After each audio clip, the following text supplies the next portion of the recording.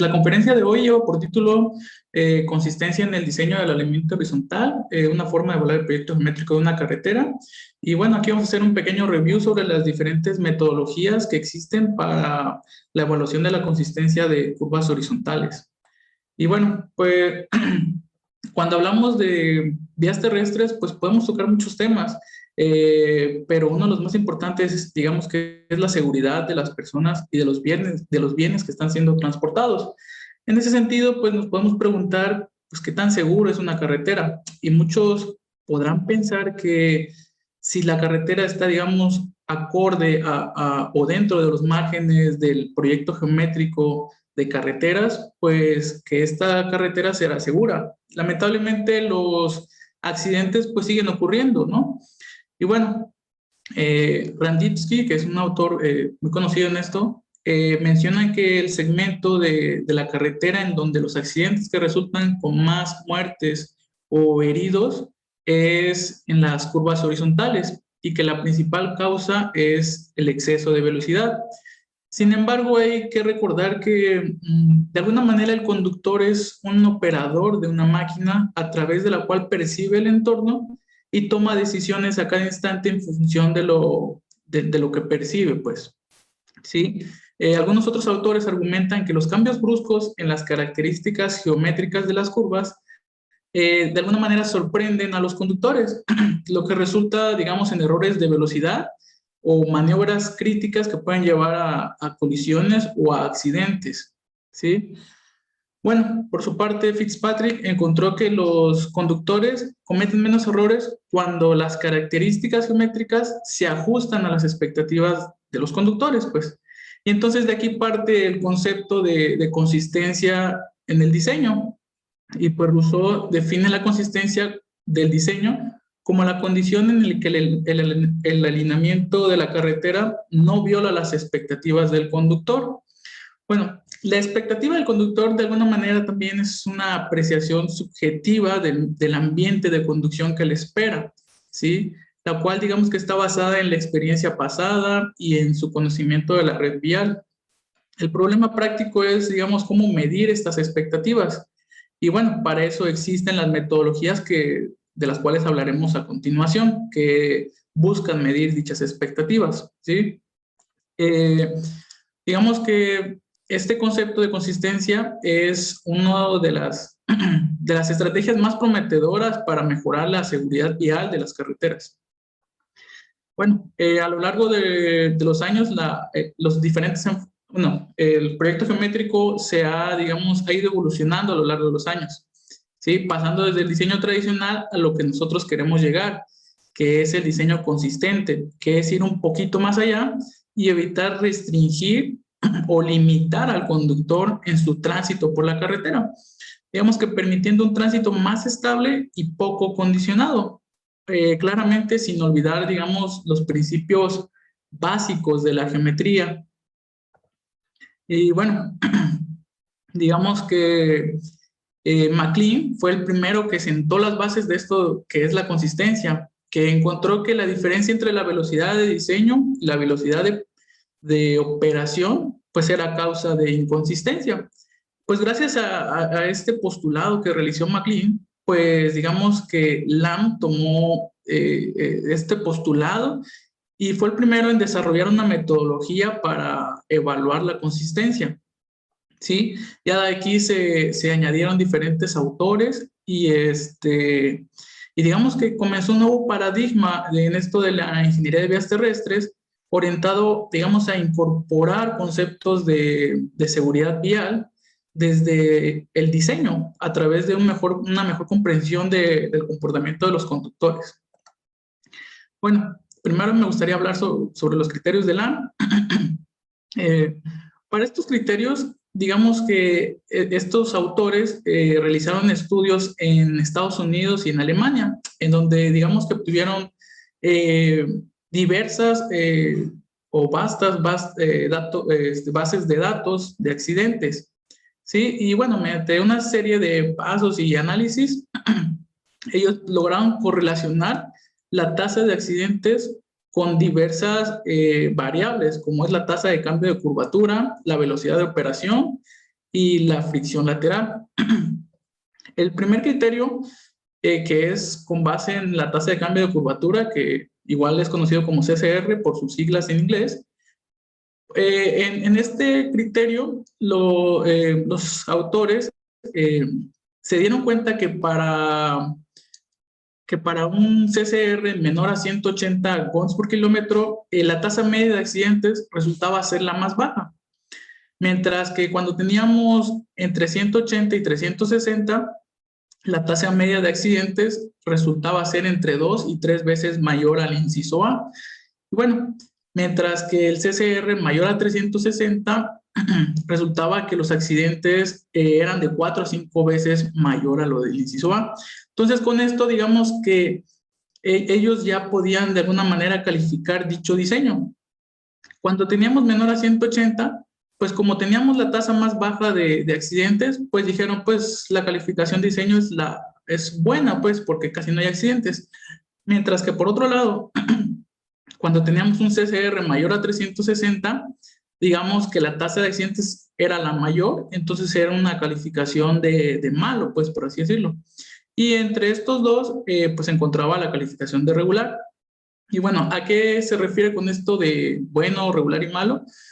Pues bien, bueno significa que es un proyecto geométrico consistente y que de alguna manera no requiere modificaciones en su diseño, ¿sí? Mientras que malo requiere un rediseño del proyecto geométrico, ya que no cumple con las condiciones de seguridad de operación, pues porque hay muchos accidentes. Entonces, la calificación de regular, digamos que va a depender de si hay que hacer ciertas mejoras de importancia o no, dependiendo de si se encuentra cercano a la calificación de bueno o cercano a la calificación de malo. Cuando nosotros estuvimos en proyecto, pues, estos autores desarrollaron un modelo que estimaba el CCR con base en las características geométricas de la curva, como es el radio de curvatura y las longitudes de la curva circular y de las curvas espirales, ¿sí? Para que nosotros, cuando estuviéramos en proyecto, pudiéramos evaluar la consistencia mediante este parámetro. Bueno, el siguiente criterio era con base en la fricción lateral y ellos encontraron que las diferencias entre la fricción lateral provista y la demandada era causa de inconsistencia, ¿sí? De igual manera, ellos desarrollaron diferentes modelos para evaluar la consistencia desde el proyecto. Una vez que teníamos la fricción lateral, pues lo único que teníamos que hacer era meternos una gráfica que relacionaba dicha fricción con el CCR y nosotros con eso calcular o estimar qué nivel de consistencia tenía. El siguiente criterio, este es el más conocido debido a su simplicidad y debido a que se puede utilizar muy fácilmente tanto en proyecto como en carreteras que ya están en operación. Y pues es que en este criterio la consistencia se mide solamente como la diferencia entre la velocidad del proyecto y la velocidad de operación. La velocidad de operación cuando estamos en carreteras que ya están en uso, pues podemos aforarlo, ¿no? Y obtener la velocidad de operación. Y cuando estamos en proyecto, pues podemos estimar dicha velocidad con modelos como el que están viendo abajo a la derecha, que te estiman la velocidad de operación con base en, digamos, en alguna característica geométrica, ya que no es el único modelo que existe, existen muchos más, pero no es recomendable, digamos, utilizar uno que fue desarrollado en otro país. ¿Por qué? Porque pues, fue desarrollado con otros datos y que pueden variar de un país a otro, ¿no?